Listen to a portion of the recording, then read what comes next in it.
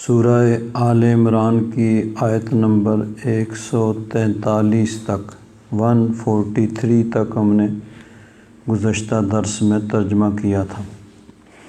آگے آیت نمبر 144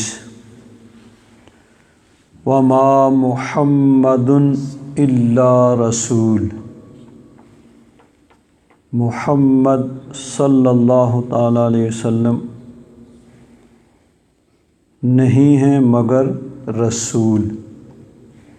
قد خلت من قبلہ الرسل، ان سے پہلے بھی بہت سے رسول گزر چکے، دنیا میں تشریف لا چکے۔ أَفَإِن مَّاتَ، تو کیا اگر نبی کریم صلی اللہ علیہ وسلم آپ کا وصال ہو جائے، ماتا یموت موتاً، انتقال کر جانا، وفات پا جانا، تو کیا اگر حضور کا وصال ہو جائے گا، او قتل، یا آپ میدان جنگ میں جام شہادت نوش کر لیں گے، آپ کی شہادت ہو جائے گی، انقلبتم علی اعقابکم، کیا تم اپنے ایڑیوں کے بل پھر جاؤ گے، یعنی دین کو چھوڑ دو گے، اسلام سے نکل جاؤ گے۔ وَمَن يَنقَلِبْ عَلَىٰ عَقِبَيْهِ، اور جو پھر گیا اپنی ایڑیوں کے بل، فَلَن يَضُرَّ اللَّهَ شَيْئًا، تو وہ اللہ تبارک و تعالیٰ کا کوئی نقصان نہیں کرے گا۔ وَسَيَجْزِي اللَّهُ الشَّاكِرِينَ، اور اللہ تبارک و تعالیٰ شکر کرنے والوں اور صبر کرنے والوں کو جزا دے گا، ان کا صلہ، ان کی شکر اور ان کے صبر کا صلہ ان کو دے گا۔ اس آیت کا شان نزول یہ ہے، غزوہ احد کا ذکر یہاں چل رہا ہے، اور یہ بھی اسی سے متعلقہ ہے کہ غزوہ احد میں مسلمانوں کی تعداد جو پہنچے 700 تھی، 1000 چلے تھے رستے میں۔ عبداللہ بن ابی رئیس المنافقین، جو منافقوں کا سردار تھا، وہ 300 آدمیوں کو لے کے واپس چلا گیا تھا، باقی 700 رہ گئے تھے۔ تو 700 مسلمان اور ادھر 3000 کا لشکر کافروں کا تھا۔ احد کے دامن میں جب لڑائی شروع ہوئی تو مسلمانوں کی بہادری کی تاب نہ لا سکے کافر، ان کا لشکر، اور انہوں نے بھاگنا شروع کر دیا۔ پھر کچھ مسلمانوں کی ایک اجتہادی غلطی، اس وجہ سے کافروں نے مسلمانوں کے لشکر سے عقب سے، پیچھے سے حملہ کیا۔ جب اچانک پیچھے سے حملہ ہوا تو لشکر کے اندر بھگدڑ مچ گئی، جو بھاگ رہے تھے کافر وہ بھی آگے سے حملہ آور ہوئے، دونوں طرف سے مسلمانوں پہ حملہ ہوا۔ اور پھر جس طرح کے گزشتہ درسوں میں بیان ہوا کہ 70 صحابہ کرام شہید ہوئے اس میں، اور نبی کریم صلی اللہ علیہ وسلم پر کافروں نے یلغار کی، پتھر برسائے۔ حضور نبی کریم صلی اللہ علیہ وسلم کا سر مبارک پتھر لگنے سے زخمی ہوا، حضور کے جسم مبارک سے خون بہا، دندان مبارک شہید ہوئے۔ تو ایک شخص تھا کافروں کی طرف سے، اس کا نام تھا ابن کمیہ، اس نے نبی کریم صلی اللہ علیہ وسلم پر حملہ کیا۔ حضرت مصعب بن عمیر رضی اللہ تعالیٰ عنہ وہ سامنے آئے، انہوں نے مقابلہ کیا، ان کی شہادت ہو گئی۔ وہ شخص جو تھا اس نے جا کر شور مچا دیا کہ میں نے محمد صلی اللہ علیہ وسلم کو قتل کر دیا ہے۔ بعض روایات میں ہے کہ شیطان نے چیخ کر کہا، کیونکہ مسلمانوں کے پاؤں اکھڑ گئے تھے اور ادھر ادھر کوئی لشکر کے اندر کسی قسم کا جو تنظیم ہوتی ہے وہ نہیں تھی، جس طرح منظم طریقے سے لشکر لڑائی لڑتا تھا۔ تو ادھر ادھر مسلمانوں کے اندر بھگدڑ مچی ہوئی تھی، تو ایک چیخ اٹھی، کسی نے چیخ کر کہا، کہتے ہیں شیطان نے کہا تھا، بہرحال کسی بھی طریقے سے یہ افواہ پھیل گئی کہ نبی کریم صلی اللہ علیہ وسلم کو شہید کر دیا گیا۔ جب حضور کی شہادت کی خبر آئی تو مسلمانوں کے دل ٹوٹ گئے کہ نبی کریم صلی اللہ علیہ وسلم اگر شہید ہو گئے تو بعض لوگوں نے کہنا شروع کر دیا پھر اب لڑنے کا کیا فائدہ۔ منافقین جو تھے یا جو نئے نئے ابھی مسلمان ہوئے تھے، انہوں نے طرح طرح کی باتیں کرنا شروع کر دیں۔ بعض مسلمان انہوں نے اور زیادہ بہادری دکھائی کہ اگر نبی کریم صلی اللہ علیہ وسلم شہید ہو گئے تو پھر ہم نے زندہ رہ کے کیا کرنا ہے، چلو چل کے لڑتے ہیں۔ انہوں نے لڑتے ہوئے جام شہادت نوش کر لی۔ بہرحال بعض مسلمان جو تھے کمزور، جو نئے نئے مسلمان ہوئے تھے، انہوں نے کہا کہ جب حضور شہید ہو گئے تو اب پھر لڑنے کا کیا فائدہ ہے۔ تو اس بات پر اللہ تبارک و تعالیٰ نے ان کی اصلاح کی، ان کو تنبیہ کی کہ میرے محبوب دنیا میں تشریف لائے ہیں، انہوں نے میرا پیغام پہنچایا ہے اور میرا پیغام پہنچانے کا حق ادا کیا ہے۔ اور پہلے بھی انبیاء کرام تشریف لائے، 1,24,000 یا کم و بیش انبیاء کرام تشریف لائے، اور اپنے اپنے وقتوں میں انہوں نے اللہ تبارک و تعالیٰ کا پیغام پہنچایا۔ اور پھر جس طرح اللہ تبارک و تعالیٰ کا ایک اصول اور قانون ہے کہ کل نفس ذائقۃ الموت، ہر جان نے موت کا ذائقہ چکھنا ہے، تو انبیاء کرام کے لیے بھی یہ اصول ہے۔ تو انبیاء کرام ان میں سے یعنی استثناء ہوتا ہے، جس طرح حضرت عیسیٰ علیہ السلام آسمانوں پر ہیں، اسی طرح حضرت ادریس علیہ السلام کے متعلق ہے کہ وہ بھی زندہ ہیں، یا حضرت خضر علیہ السلام، ان کی تو نبوت میں بھی اختلاف پایا جاتا ہے، بہرحال وہ بھی زندہ ہیں۔ باقی انبیاء کرام ان پر موت کا قانون طاری ہوا۔ بعض انبیاء کرام کو ظالموں نے شہید کر دیا، اور اکثر جو انبیاء کرام ہیں ان کی طبی موت واقع ہوئی۔ تو اللہ تبارک و تعالیٰ نے فرمایا کہ پہلے بھی انبیاء کرام تشریف لائے، انہوں نے اپنا فریضہ سر انجام دیا اور پھر ان پر موت کا قانون طاری ہوا۔ تو نبی کریم صلی اللہ علیہ وسلم بھی خدا تو نہیں ہیں، یہ بھی انسان ہیں، مخلوق ہیں، اللہ تبارک و تعالیٰ کے بندے ہیں، ان پر بھی یہ قانون طاری ہوگا۔ اب نہیں تو یعنی آج نہیں تو کل یہ تو موت کا قانون تو طاری ہونا ہے۔ جنگیں ہو رہی ہیں، کسی جنگ میں جام شہادت نوش کر لیتے ہیں، تو کیا حضور کا وصال ہو جائے گا یا حضور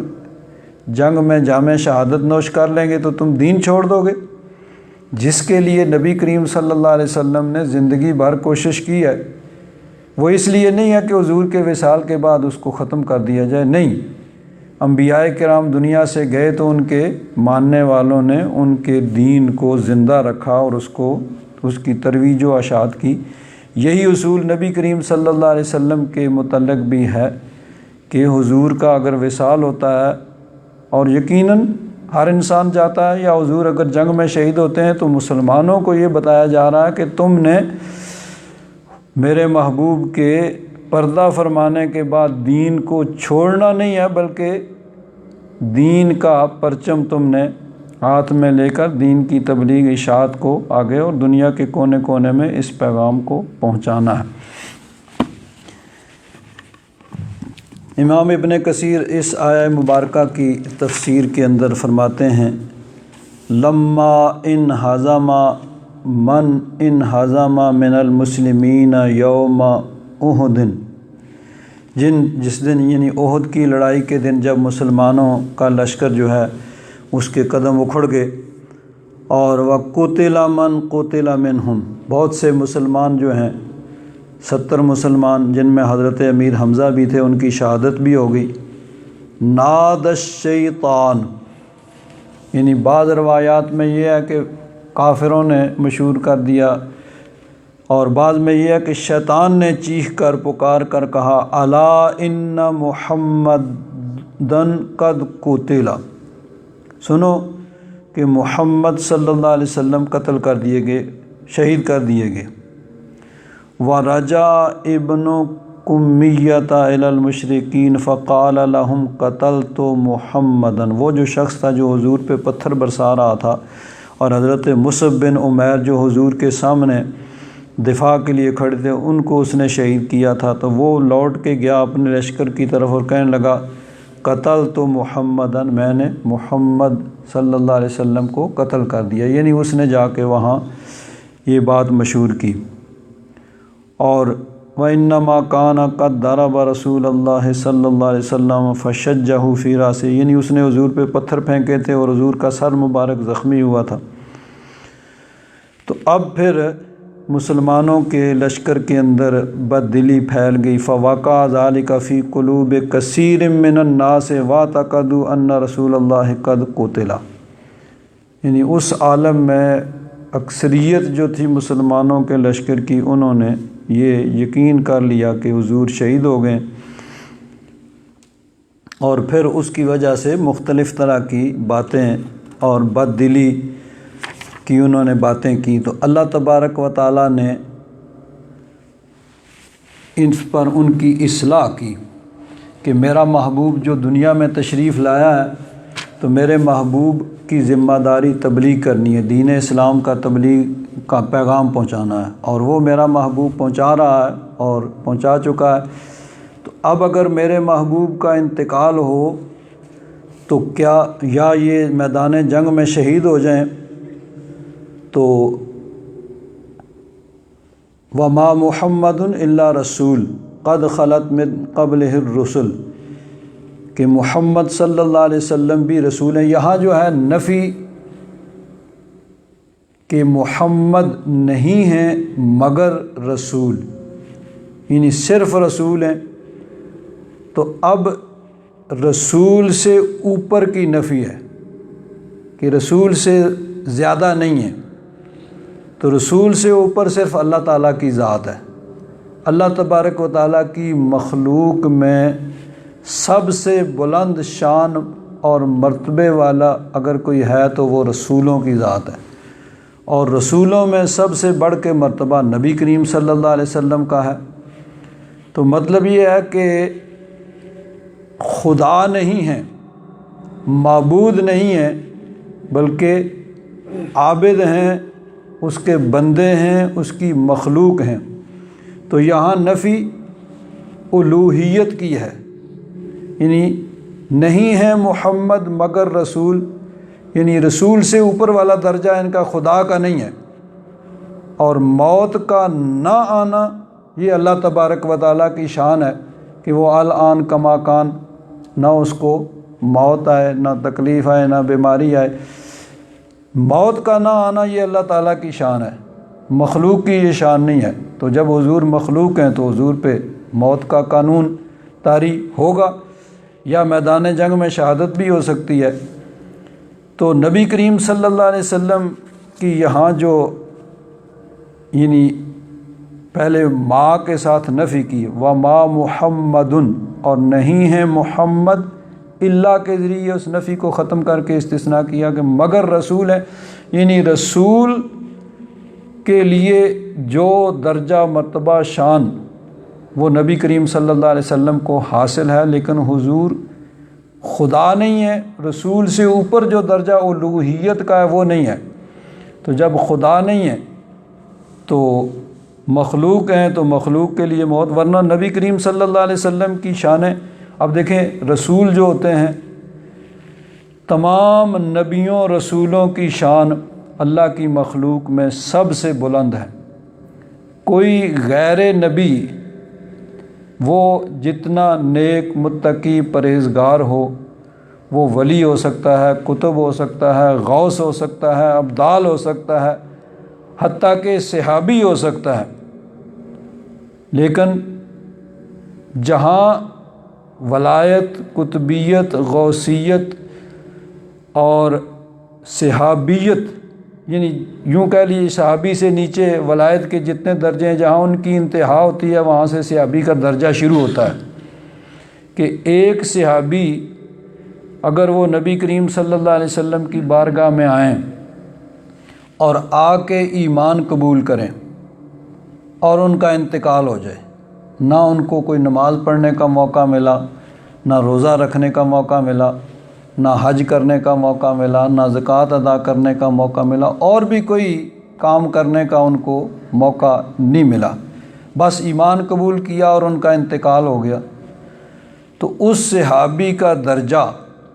تمام ولیوں، کتبوں، غوثوں سے بند، حضرت غوث اعظم، حضرت امام اعظم سے بلند ان کا درجہ ہے، یعنی جہاں ولایت کی انتہا ہوتی ہے وہاں سے صحابیت کا آغاز ہوتا ہے۔ اور صحابہ اکرام میں حضرت علی، حضرت عثمان غنی، حضرت فاروق اعظم، حضرت صدیق اکبر، جو تمام صحابہ میں سب سے بلند شان والے حضرت صدیق اکبر، وہ صحابیت کی جہاں انتہا ہو جاتی ہے وہاں سے آگے نبوت پھر شروع ہوتی ہے۔ تو انبیاء کرام میں پھر آگے رسول کہ 1,24,000 یا کم و بیش جتنے نبی تشریف لائے، ان میں سے 313 جو ہیں ان کا درجہ انبیاء کرام میں بھی ایک سٹیپ اوپر، یعنی رسولوں کا ہے، اور رسولوں میں پھر آگے اولو العزم جو بلند شان والے رسول، اور سب رسولوں سے بڑھ کر نبی کریم صلی اللہ علیہ وسلم کی شان ہے کہ اعلیٰ حضرت فاضل بریلوی رضی اللہ تعالیٰ عنہ نے اسی لیے تو عرض کیا ہے نا کہ سب سے اولا و اعلیٰ ہمارا نبی، سب سے بالا و والا ہمارا نبی، اپنے مولا کا پیارا ہمارا نبی، دونوں عالم کا دولہ ہمارا نبی، خلق سے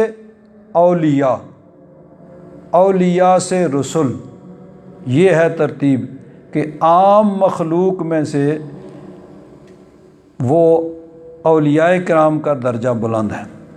اور اولیاء سے پھر آگے نبیوں رسولوں کا درجہ ہے، خلق سے اولیاء، اولیاء سے رسل، اور رسولوں سے اعلیٰ ہمارا نبی، کے سارے رسولوں میں سب سے بڑھ کے ہمارے نبی کریم صلی اللہ علیہ وسلم کی شان ہے۔ ملک کونین میں انبیاء تاجدار، اور تاجداروں کا آقا ہمارا نبی، معجزے انبیاء کو خدا نے دیے، تمام انبیاء کرام معجزے لے کے، کسی کو 1، کسی کو 2، کسی کو 5، حضرت موسیٰ علیہ السلام کو 9 معجزے ملے، لیکن معجزے انبیاء کو خدا نے دیے، معجزہ بن کے آیا ہمارا نبی۔ اور انبیاء سے کروں عرض کیوں مالکو، کیا نبی ہے تمہارا ہمارا نبی، کہ ہمارے نبی وہ انبیاء کرام کے بھی نبی اور رسول ہیں، کہ اللہ تبارک و تعالیٰ نے عالم ارواح میں تمام انبیاء کرام سے یہ عہد لیا تھا کہ میرے نبی کا زمانہ جو بھی پائے وہ اس وقت اپنی نبوت کا پرچار نہیں کرے گا، بلکہ میرے نبی کا کلمہ پڑھ کے، میرے نبی کا دست و بازو بن کے ان کی نبوت اور رسالت کا پرچار کرے گا۔ تو یہاں پہ جو نفی ہے وہ الوہیت کی ہے کہ یہ رسول ہیں، خدا نہیں ہیں، تو باقی پھر رسولوں کو جو درجہ مرتبہ مل سکتا ہے وہ نبی کریم صلی اللہ علیہ وسلم کے پاس ہے، کہ حضور شفیع المذنبین ہیں، رحمت للعالمین ہیں، تمام نبیوں کے سردار ہیں۔ تو اللہ تبارک و تعالیٰ نے اپنے محبوب کی شان پہلے تو بیان فرمائی، وما محمد الا رسول، کہ محمد صلی اللہ علیہ وسلم نہیں ہے مگر رسول، قد خلت من قبلہ الرسل، ان سے پہلے بھی بہت سے رسول گزر چکے، افإن مات او قتل، اگر ان کا وصال ہو جائے یا یہ شہید ہو جائیں، انقلبتم علی اعقابکم، اس کا ترجمہ کیا رجعتم القہقرہ، قہقرہ ہوتا ہے آدمی الٹے پاؤں پیچھے چلا جائے، تو کیا تم الٹے پاؤں پھر جاؤ گے؟ وَمَن يَنْقَلِبْ عَلَىٰ عَقِبَيْهِ فَلَن يَضُرَّ اللَّهَ شَيْئًا، اور جو الٹے پاؤں پھر جائے گا تو وہ اللہ تبارک و تعالیٰ کا کچھ نقصان نہیں کرے گا۔ وَسَيَجْزِي اللَّهُ الشَّاكِرِينَ، اللہ تبارک و تعالیٰ شکر کرنے والوں کو ان کی جزا دے گا۔ تو جب صحابہ کرام نے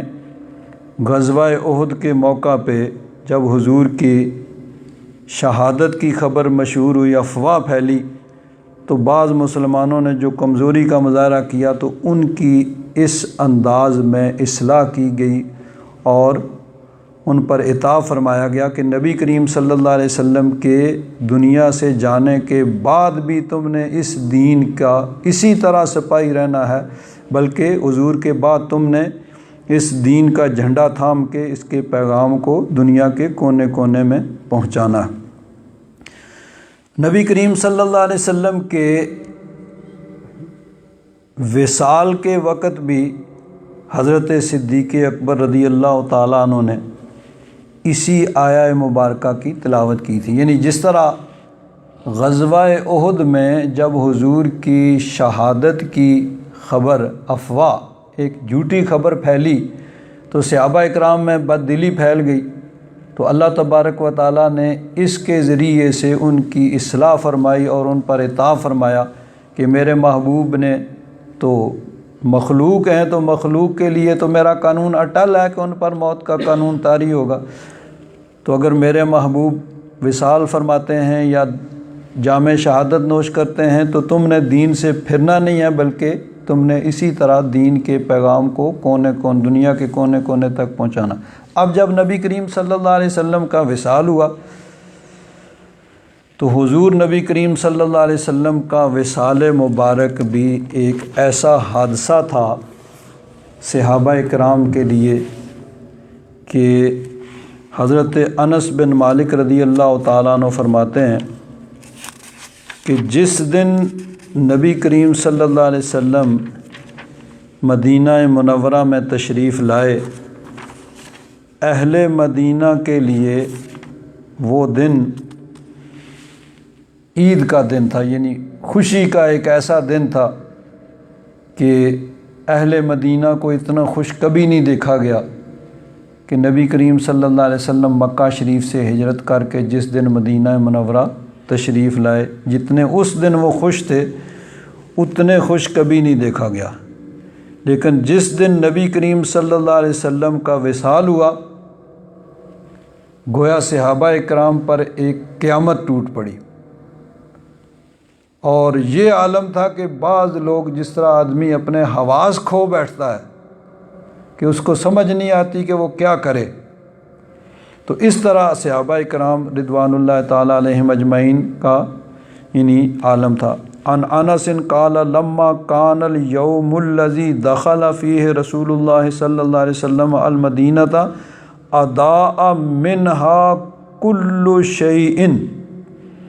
کہ جس دن حضور مدینہ منورہ میں داخل ہوئے، حضور تشریف لائے ہجرت کر کے، تو گویا ہر چیز روشن ہو گئی تھی۔ فلما کان اليوم الذي مات فيه اظلم منها كل شيء، اور فرماتے ہیں کہ جس دن حضور کا وصال ہوا تو گویا ہر چیز تاریک ہو گئی، اندھیرا چھا گیا تھا۔ حضور کی تشریف آوری سے جس طرح ہر طرف روشنی پھیل گئی سی، ہر چیز روشن نظر آ رہی تھی، حضور کے وصال سے اسی طرح یعنی ایک ہر چیز گویا کہ اندھیرا چھا گیا تھا۔ اور پھر نبی کریم صلی اللہ علیہ وسلم کے وصال کے وقت صحابہ اکرام کو اس طرح کا دکھ تھا، اتنا غم تھا کہ انسان کو گویا سمجھ نہیں آتا کہ وہ کیا کرے۔ اس موقع پہ بھی حضرت صدیق اکبر رضی اللہ تعالیٰ عنہ نے نہ صرف یہ کہ اپنے حواس کو قابو میں رکھا، بلکہ تمام صحابہ اکرام رضوان اللہ تعالیٰ علیہم اجمعین ان کی یعنی اس طرح انہوں نے ان کے حواس کو درست کیا کہ ہے حضرت صدیق اکبر رضی اللہ تعالیٰ عنہ آپ کا ہی منصب ہے۔ چنانچہ محدثین کرام نے پھر ان تمام احادیث کو احادیث کی کتابوں میں لکھا ہے۔ امام ترمذی نے یہ ایک کتاب صرف نبی کریم صلی اللہ علیہ وسلم کے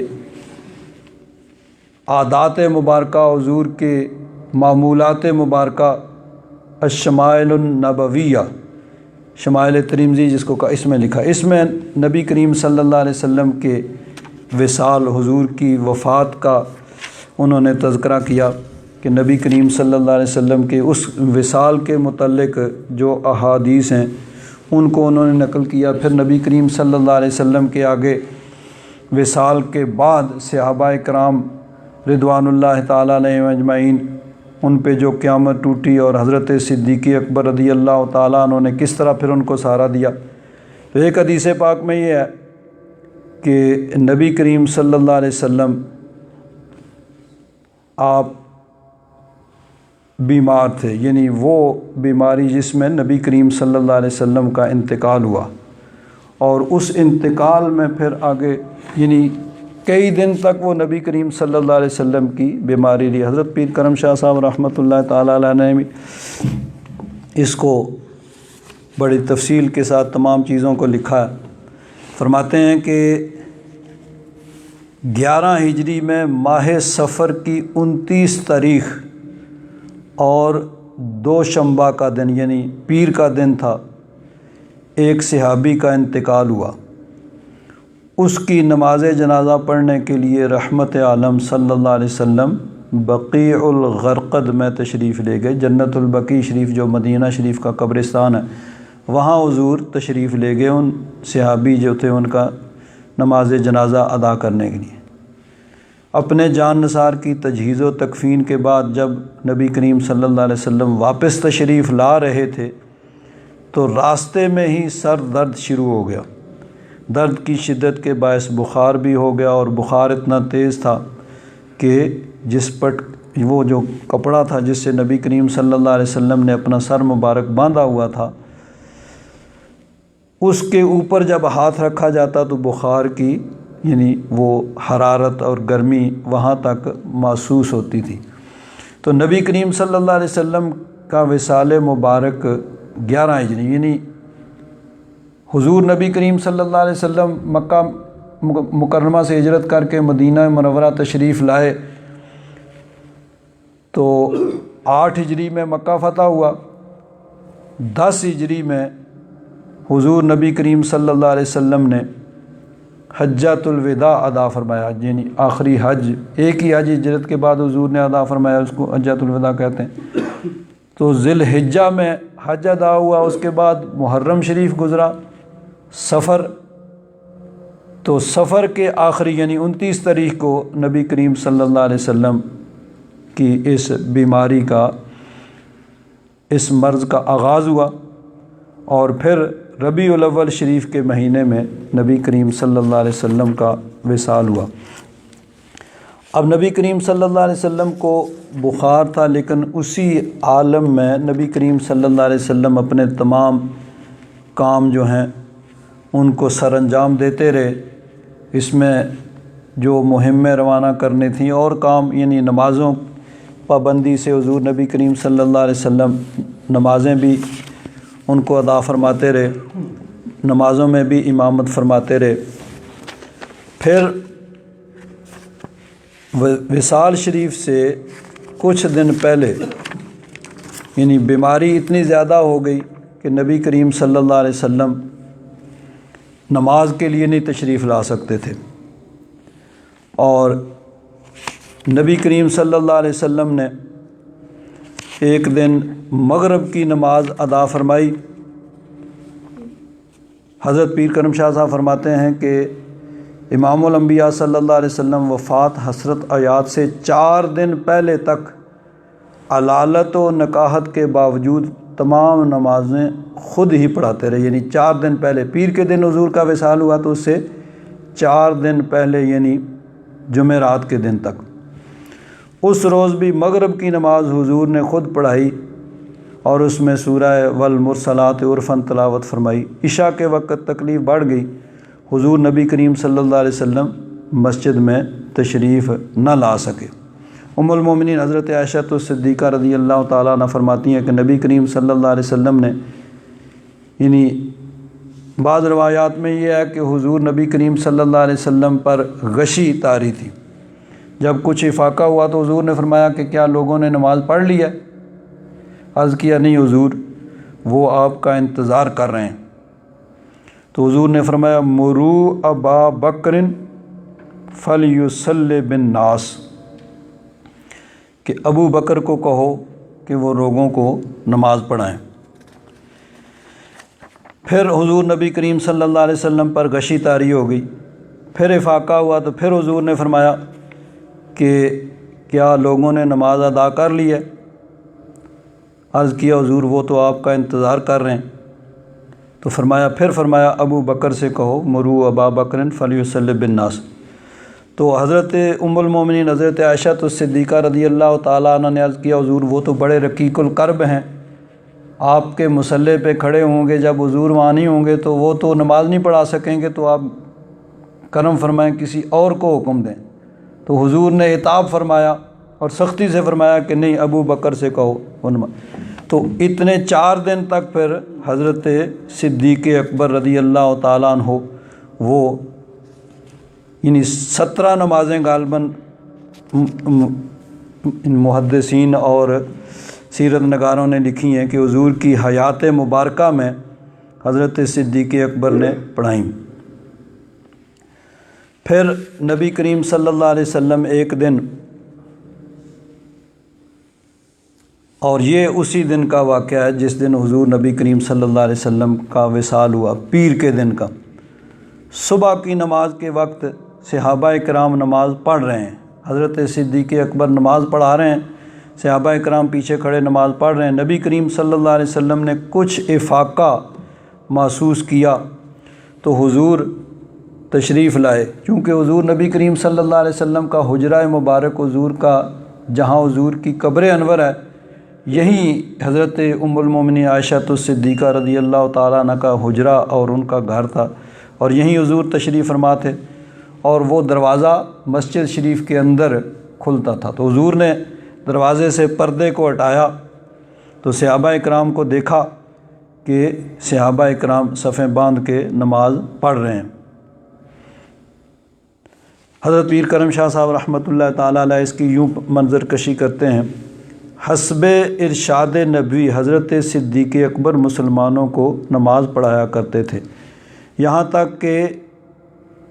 سوموار کے دن صبح کی نماز کا وقت آ گیا اور تمام مسلمان صفیں باندھ کر اپنے رب کریم کی عبادت کرنے کے لیے کھڑے ہو گئے۔ رحمت دو عالم صلی اللہ علیہ وسلم اپنی چارپائی سے اتر کر دروازے کے قریب تشریف لائے، دروازے پر پردہ آویزاں تھا، اس کو ایک طرف سرکا دیا۔ اس وقت یہ روح پرور منظر اللہ تعالیٰ کے حبیب نے دیکھا کہ اسلام کا جو درخت حضور نے اپنے دست مبارک سے لگایا تھا وہ حضور کی حیات طیبہ میں ہی ایک تناور درخت بن گیا ہے، اس کی جڑیں یعنی وہ زمین میں گہری ہیں اور اس کی شاخیں آسمان کے اندر، یعنی نبی کریم صلی اللہ علیہ وسلم کا مشن جو تھا وہ مکمل ہو گیا، اسلام نبی کریم صلی اللہ علیہ وسلم نے اس کی تبلیغ فرما دی۔ اب نبی کریم صلی اللہ علیہ وسلم کو تو یہ خوشی ہے کہ میرا مشن مکمل ہو گیا، لیکن صحابہ کرام کی کیا، ان کا کیا عالم ہے کہ دوران نماز ہی جب نبی کریم صلی اللہ علیہ وسلم نے پردہ ہٹایا، اب جب مسجد نبوی شریف میں کھڑے ہوں، حضور کی جو نماز کی جگہ تھی جہاں اب محراب النبی ہے، اب جو نماز کی جگہ محراب وہ پیچھے ہے تھوڑا سا، یعنی تھوڑی جگہ اور اس میں شامل کی گئی بعد میں حضرت فاروق اعظم کے زمانے میں۔ حضور نبی کریم صلی اللہ علیہ وسلم وہاں کھڑے ہوتے تھے جہاں محراب النبی، چھوٹی سی محراب بنی ہے، اب بھی لوگ وہاں نفل پڑھتے ہیں، یہ ریاض الجنہ۔ تو اس طرف سے حضور نبی کریم صلی اللہ علیہ وسلم نے جو پردہ ہٹایا تو حضرت انس بن مالک رضی اللہ تعالیٰ عنہ فرماتے ہیں کہ حضور کا چہرہ انور گویا کہ یوں قرآن پاک کھل گیا ہو، اور صحابہ اکرام کی یہ حالت تھی کہ گویا وہ اپنی نمازوں کو چھوڑ کر نبی کریم صلی اللہ علیہ وسلم کی زیارت کے اندر مشغول ہو جائیں گے، یعنی نمازیں اس طرف سے توجہ ہٹ جاتی ہے اور نبی کریم صلی اللہ علیہ وسلم کے چہرہ انور کی زیارت وہ کرتے ہیں۔ اور قریب تھا کہ وہ نماز توڑ دیتے اور حضرت صدیق اکبر وہ مصلی سے پیچھے ہٹنا شروع ہو گئے، لیکن نبی کریم صلی اللہ علیہ وسلم نے اشارہ فرمایا ان اتموا صلاتکم، نماز مکمل کرو، اور پھر حضور نے وہ پردہ شریف گرا دیا، اور پھر اسی دن پیر کے دن ہی نبی کریم صلی اللہ علیہ وسلم کا وصال ہوا۔ تو نبی کریم صلی اللہ علیہ وسلم کے حضرت انس بن مالک رضی اللہ تعالیٰ عنہ سے یہ تمام محدثین کرام نے اسی حدیث پاک کو روایت کیا ہے، وَكَشَفَ السِّتَارَةَ يَوْمَ الْاِثْنَيْنِ فَنَظَرْتُ إِلَىٰ وَجْهِهِ كَأَنَّهُ وَرَقَةُ مُصْحَفٍ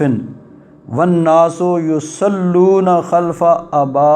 خَلْفَ أَبِي بَكْرٍ فَقَادَ النَّاسُ أَن يَضْطَرِبُوا، یعنی اب یہ نہیں کہ صفیں بند یا ابھی نماز شروع نہیں ہوئی تھی، نماز پڑھ رہے ہیں، اور دوران نماز وَالنَّاسُ يُصَلُّونَ خَلْفَ ابی بکر، کہ حضرت ابو بکر کے پیچھے نماز پڑھ رہے ہیں۔ نماز پڑھتے ہوئے یہ سارا کچھ ہوا ہے کہ دائیں طرف سے حضور نے جو چہرہ انور اٹھایا ہے تو سب کی نگاہیں اس طرف چلی گئیں، اور نبی کریم صلی اللہ علیہ وسلم کی زیارت کا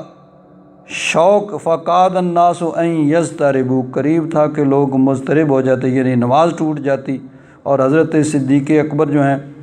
وہ بھی انہوں نے پیچھے کی طرف قدم کھینچ لی۔ اب یہ نماز کے اندر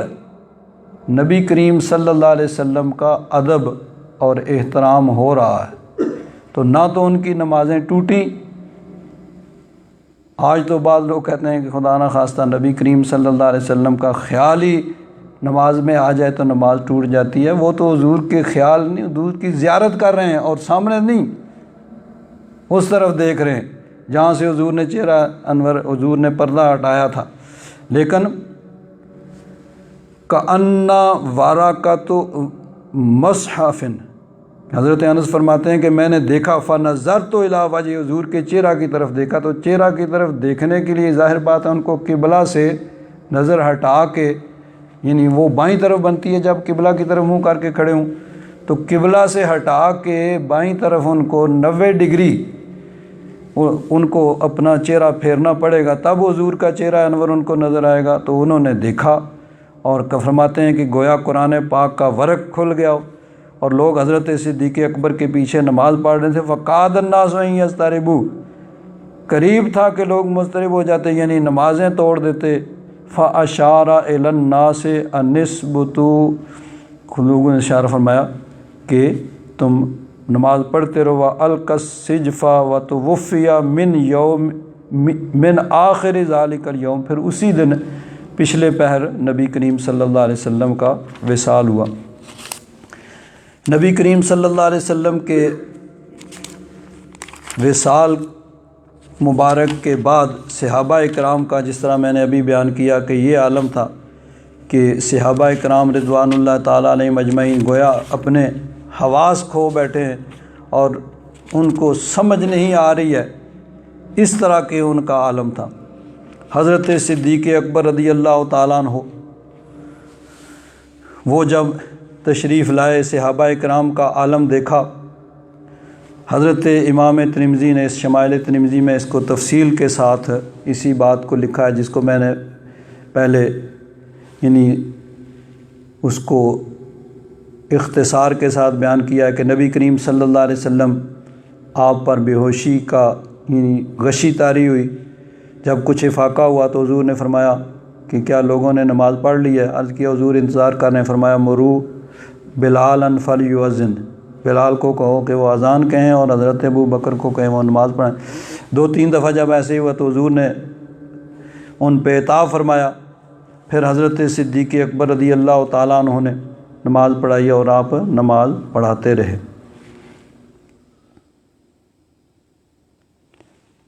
پھر جب نبی کریم صلی اللہ علیہ وسلم کا وصال ہوا تو حضرت فاروق اعظم رضی اللہ تعالیٰ عنہ ان کا یہ عالم تھا کہ انہوں نے کہا لا اسمع احدا یذکر ان رسول اللہ صلی اللہ علیہ وسلم قبض الا ضربتہ بسیفی ھذا، حضرت فاروق اعظم یعنی ان کو ان کے غم، حضور کے وصال کا غم کا یہ عالم تھا کہ وہ کہتے تھے کہ اگر کسی نے کہا نا کہ حضور کا وصال ہو گیا ہے، حضور کی روح قبض ہو گئی، تو میں اس کو اپنی اس تلوار کے ساتھ اس کا سر اڑا دوں گا۔ لیکن حضرت صدیق اکبر رضی اللہ تعالیٰ عنہ انہوں نے اس وقت بھی اپنے حواس کو قابو میں رکھا اور وہاں آئے، پہلے تو نبی کریم صلی اللہ علیہ وسلم کی بارگاہ میں حاضر ہو کر پھر مسجد میں آئے اور تمام صحابہ کرام کے سامنے پھر اسی آیہ مبارکہ کی انہوں نے تلاوت کی، وَمَا مُحَمَّدٌ إِلَّا رَسُولٌ قَدْ خَلَتْ مِن قَبْلِهِ الرُّسُلُ، کہ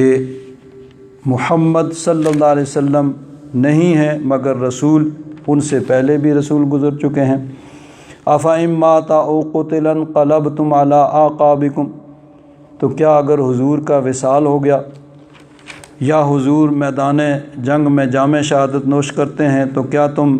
دین سے پھر جاؤ گے؟ وَمَن يَنقلب علی عَقِبَیہِ فَلَن يَضُرَّ اللَّهَ شَیْئًا، تو جو اپنے الٹے پاؤں پھر جائے گا یعنی دین سے چلا جائے گا تو وہ اللہ کا کچھ نقصان نہیں کرے گا۔ وَسَيَجْزِي اللَّهُ الشَّاکِرِينَ، اور اللہ تبارک و تعالی شکر کرنے والوں کو ان کے شکر کی جزا عطا فرمائے۔ صحابہ کرام رضوان اللہ تعالیٰ علیہم اجمعین فرماتے ہیں کہ جب حضرت صدیق اکبر نے اس آیہ مبارکہ کی تلاوت کی تو فرماتے ہیں کہ گویا ہم نے یوں سمجھا کہ ابھی یہ آیت نازل ہوئی ہے، یعنی حضور کے وصال کے غم میں ان کا یہ عالم تھا کہ وہ گویا اپنے حواس پہ قابو نہیں رکھ رہے تھے۔ حضرت صدیق اکبر رضی اللہ تعالیٰ عنہ نے خود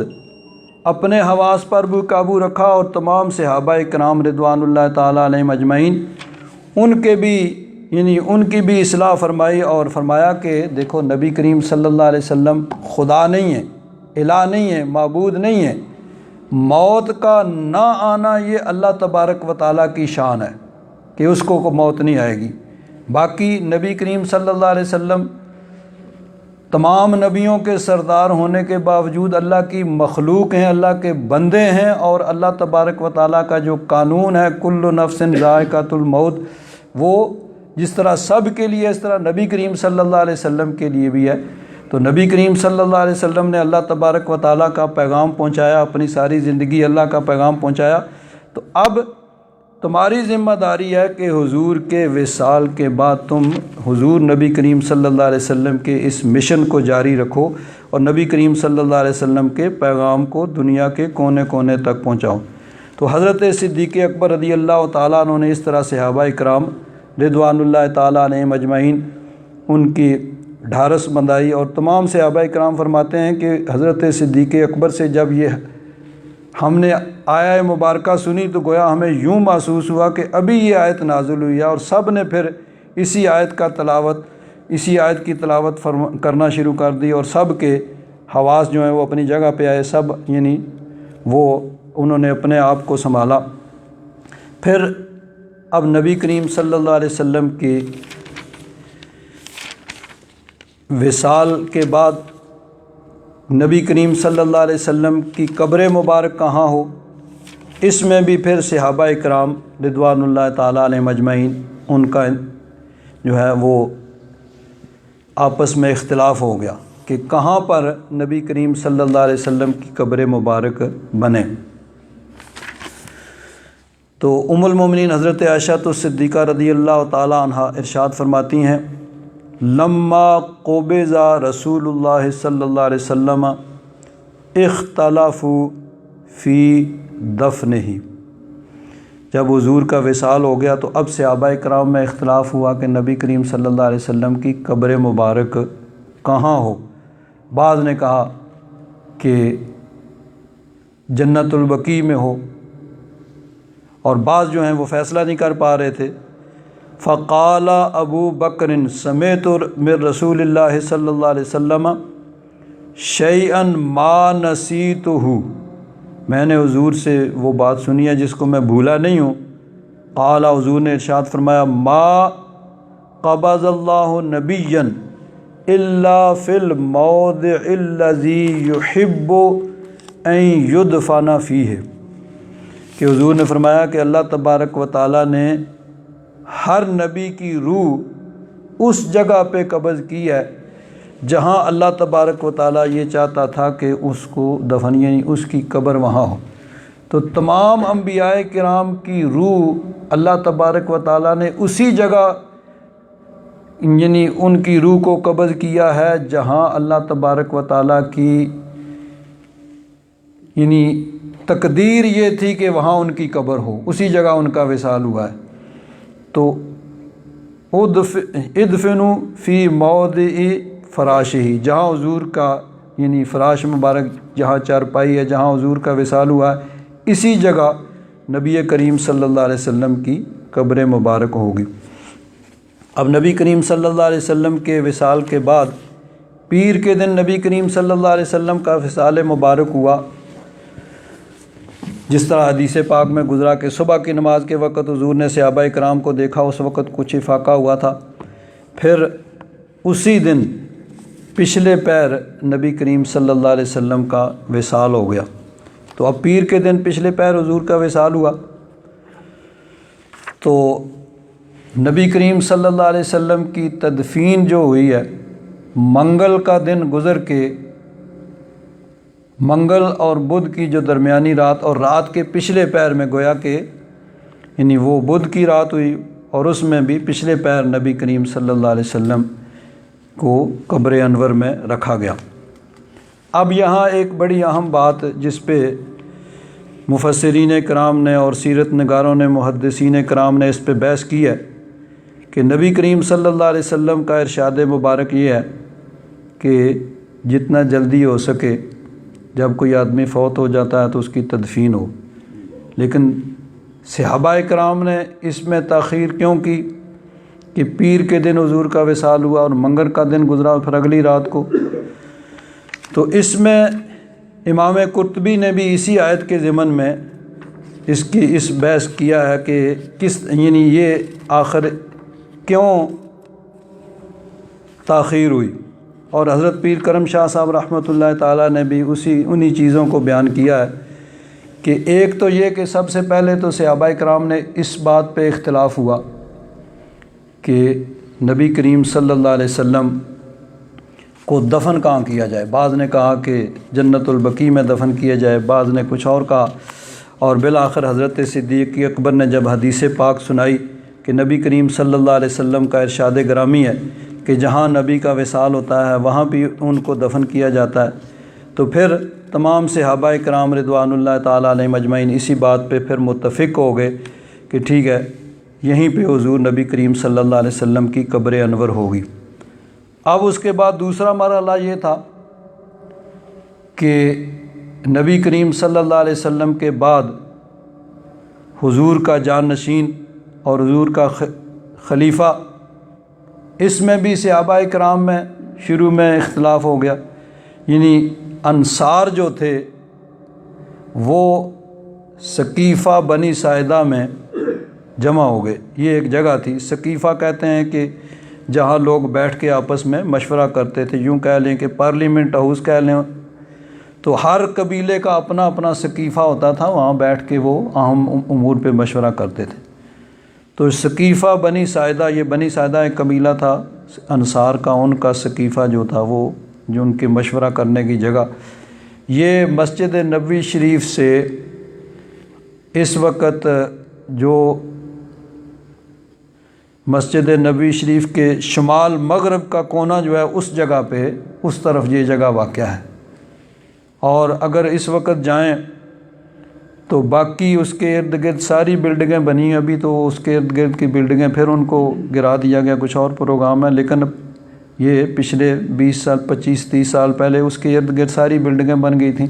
لیکن وہ ایک پلاٹ درمیان میں خالی تھا اور وہاں پہ درخت وغیرہ لگے ہوئے ہیں اور پھول وغیرہ بوٹے ہیں، پارک سا بنا ہوا ہے، اور باہر وہاں بورڈ لگا ہوا ہے ثقیفہ بنی ساعدہ، صرف اس نشانی کے طور پر کہ یہ وہ جگہ ہے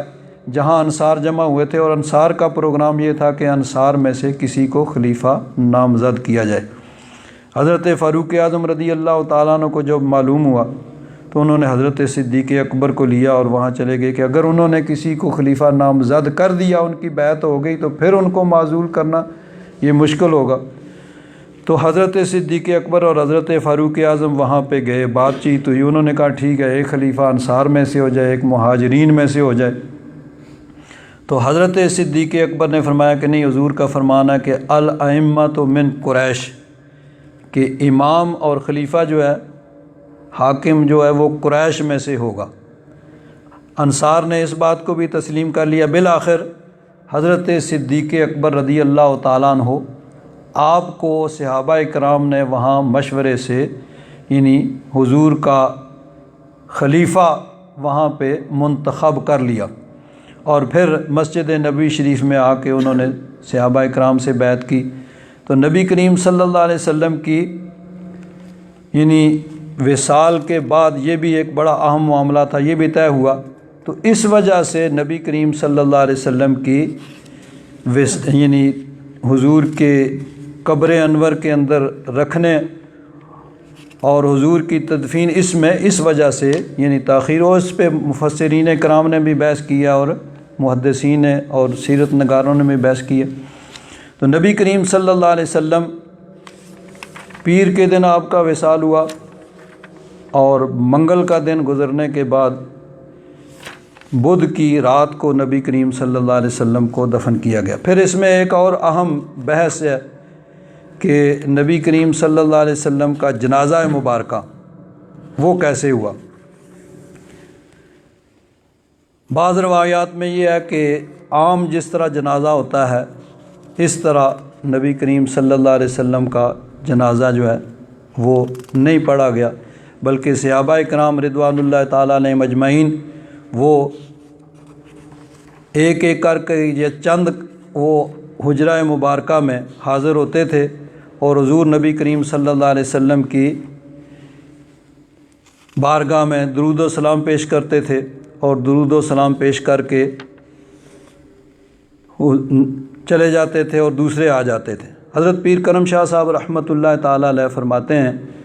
اس بات پہ تمام علماء کا اتفاق ہے کہ تمام لوگوں نے امام کے بغیر نماز جنازہ ادا کی، اور بغیر امام کے نماز جنازہ پڑھنے کی متعدد حکمتیں بھی بیان کی ہیں کہ نبی کریم صلی اللہ علیہ وسلم خود امام الاولین والآخرین ہیں حضور۔ اور یہ بڑی اہم بات ہے، اس آیت سے متعلقہ بھی ہے کہ حضور نبی کریم صلی اللہ علیہ وسلم کا وصال ہوا، موت کا قانون طاری ہوا، اس میں کوئی شک نہیں ہے، لیکن فرماتے ہیں کہ حضور امام الاولین والآخرین ہیں اور حضور زندہ ہیں، اور امام الاولین آخرین کی موجودگی میں کون امام بن سکتا ہے؟ اب یہ بڑی اہم بات ہے کہ جب نبی کریم صلی اللہ علیہ وسلم پر موت کا قانون طاری ہو گیا تو پھر کیسے زندہ ہیں؟ اس میں پھر آگے یہ بحث ہوتی ہے کہ کسی بھی آدمی کی جب موت واقع ہوتی ہے تو عالم دنیا ختم ہو گیا، عالم آخرت شروع ہوا۔ عالم آخرت کا پہلا سٹیپ جو ہے وہ عالم برزخ ہے۔ تو برزخی زندگی ہر آدمی کی شروع ہو جاتی ہے، وہ حیات، وہ زندگی برزخ کی، اس میں مسلمان کی بھی قید نہیں ہے،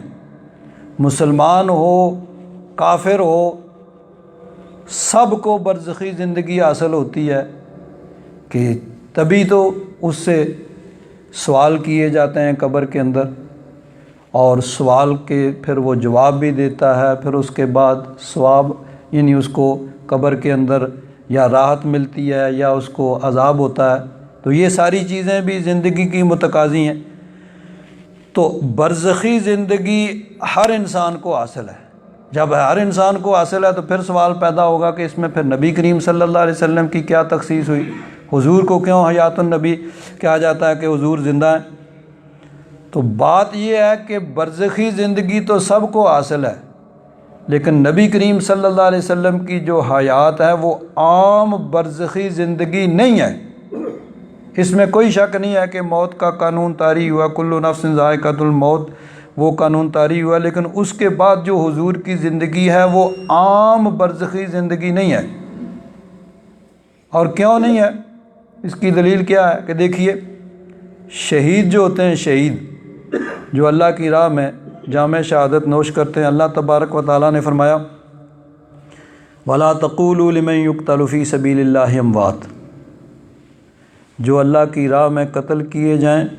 ان کو تم مردہ نہ کہو،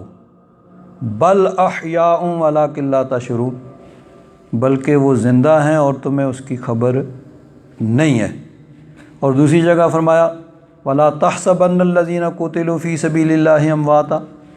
جو اللہ کی راہ میں قتل کیے جائیں ان کو تم مردہ کہنا تو درکنار مردہ گمان بھی نہ کرو، بل احیاء عند ربہم یرزقون، بلکہ وہ زندہ ہیں اور رب کے ہاں ان کو رزق بھی دیا جاتا ہے۔ تو اس کا مطلب یہ ہے کہ شہداء کی جو زندگی ہے وہ عام برزخی زندگی نہیں ہے جو سب کو، مومن و کافر سب کو حاصل ہوتی ہے۔ اگر وہی زندگی ہوتی تو پھر یہ تخصیص تو کوئی نہیں کہ اللہ تعالیٰ نے فرمایا کہ تم ان کو مردہ نہ کہو، مردہ گمان بھی نہ کرو۔ تو یعنی شہداء کی زندگی عام برزخی زندگی سے الگ ہے، برتر ہے، اعلیٰ ہے۔ اور نبی کریم صلی اللہ علیہ وسلم کی شان تو شہداء سے بھی بلند ہے، شہداء کو بھی جو درجہ مرتبہ ملا ہے وہ حضور کی بارگاہ سے ملا ہے۔ تو اس لیے نبی کریم صلی اللہ علیہ وسلم کی جو زندگی ہے عالم برزخ میں وہ عام برزخی زندگی نہیں ہے، بلکہ اس سے اعلیٰ برتر، جس طرح حضور نبی کریم صلی اللہ علیہ وسلم کی دنیا کے اندر یعنی حضور زندہ تھے، اسی طرح حضور نبی کریم صلی اللہ علیہ وسلم کو قبر انور کے اندر بھی زندگی حاصل ہے۔ چنانچہ حدیث پاک میں آتا ہے کہ الانبیاء احیاء، ایک حدیث پاک میں ان اللہ حرم علی الارض ان تاکل اجساد الانبیاء، کہ اللہ تبارک و تعالیٰ نے زمین پر حرام کر دیا ہے کہ وہ انبیاء کرام کو جسموں کو کھائے۔ انبیاء کرام کے جسموں کو زمین نہیں کھا سکتی۔ فنبی اللہ حی یرزق، اللہ کے نبی زندہ ہیں اور ان کو قبر کے اندر رزق بھی دیا جاتا ہے۔ اور دوسری حدیث میں الانبیاء احیاء، انبیاء کرام سارے کے سارے قبروں میں زندہ ہیں، یصلون فی قبورہم، اپنی قبروں کے اندر وہ نماز بھی پڑھتے ہیں۔ چنانچہ معراج کی رات جب نبی کریم صلی اللہ علیہ وسلم حضرت موسیٰ علیہ السلام کی قبر کے پاس سے گزرے تو فرمایا کہ یصلی فی قبری، کہ حضرت موسیٰ علیہ السلام اپنے قبر کے اندر کھڑے ہو کر نماز پڑھ رہے تھے۔ تو صحابہ کرام رضوان اللہ تعالیٰ علیہم اجمعین سے لے کر آج تک 1400 سال میں تمام مسلمانوں کا اس بات پر اتفاق ہے کہ نبی کریم صلی اللہ علیہ وسلم کے برزخ کے اندر جو زندگی حاصل ہے وہ عام برزخی زندگی نہیں ہے، بلکہ اس سے اعلیٰ اور برتر ہے۔ اللہ تبارک و تعالیٰ نے اپنے محبوب کو جو زندگی عطا فرمائی ہے۔ تو اسی لیے فرماتے ہیں کہ سرکار دو عالم صلی اللہ علیہ وسلم خود امام الاولین والآخرین، حضور زندہ ہیں، اس لیے امام الاولین والآخرین کی موجودگی میں کون امام بن سکتا تھا؟ نیز اس کا مقصد یہ بھی تھا کہ ہر مسلمان علیحدہ علیحدہ اپنے آقا کی بارگاہ میں ہدیہ صلاۃ و سلام عرض کرے اور اس شرط سے اس کو سرفراز کیا جائے۔ بہرحال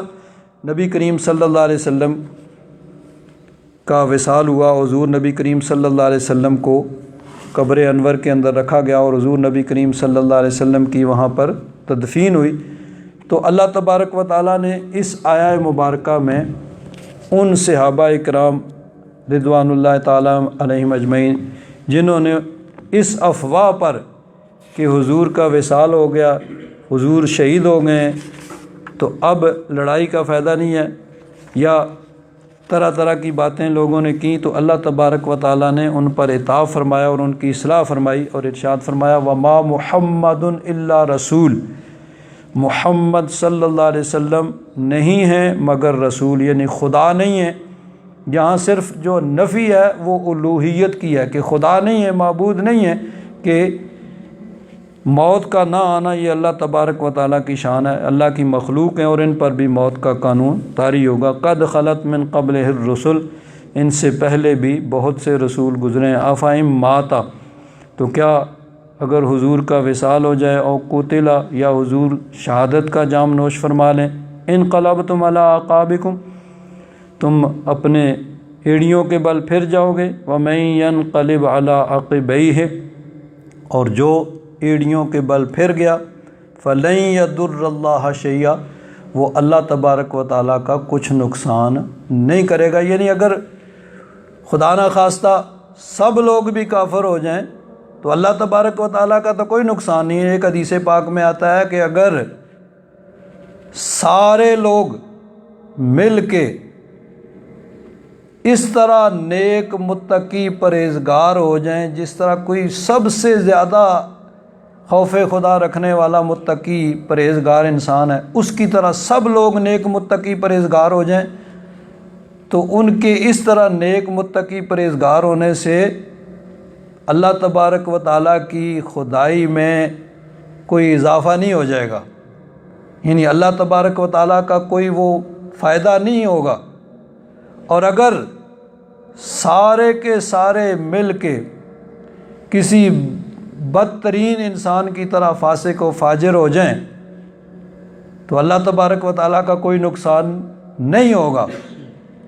تو اگر کوئی آدمی نیک متقی پرہیزگار تقوی شعار ہے تو وہ اپنا فائدہ کرتا ہے، اللہ تبارک و تعالیٰ کا فائدہ کچھ نہیں کر رہا ہے۔ اور اگر کوئی